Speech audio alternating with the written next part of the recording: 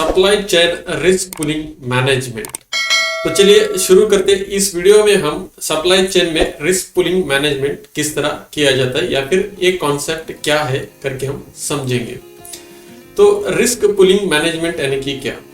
सोचिए अगर आप एक शॉप चला रहे और उस शॉप में आप बहुत सारी चीज़ों को रखते हैं, जैसे कि कुछ चीज़ें कॉस्टली होती है या फिर जो कुछ चीज़ें कम कॉस्टली होती है, या फिर कुछ चीज़ों का सप्लाई या फिर डिमांड जो होता है वो अलग अलग तरीके से वेरी होते रहता है। कभी कभी ज़्यादा होता है, कभी कभी कम डिमांड मार्केट में उस चीज़ों का रहता है। तो उसके लिए आप क्या करते हो, कुछ चीज़ों को स्टोर करके रखते हो। बट ऐसा नहीं होता है कि आप हर चीज़ों को स्टोर करके रखोगे तो वो उसका लाइफ उतना ज़्यादा होता है, ऐसा नहीं है।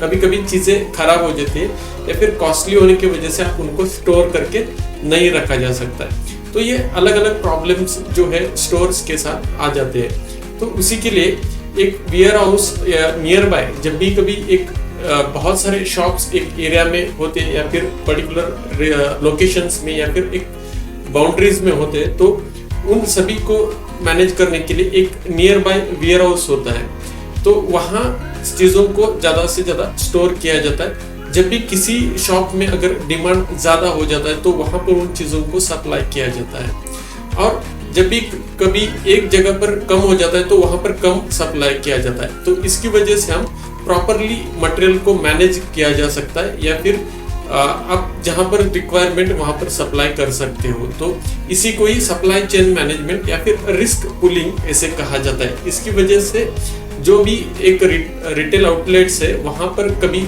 मटेरियल्स का शॉर्टेज या फिर चीज़ों को ज़्यादा स्टोर करने की ज़रूरत नहीं पड़ती है। आई होप आपको ये इन्फॉर्मेशन अच्छी लगी। तो आप अगर आपको अच्छी लगी है तो प्लीज़ कमेंट कीजिए। ऐसे ही चीज़ों को समझने के लिए चैनल को सब्सक्राइब कीजिए, बेल आइकॉन को दबाइए ताकि आपको नोटिफिकेशन मिलता रहे। Thank you.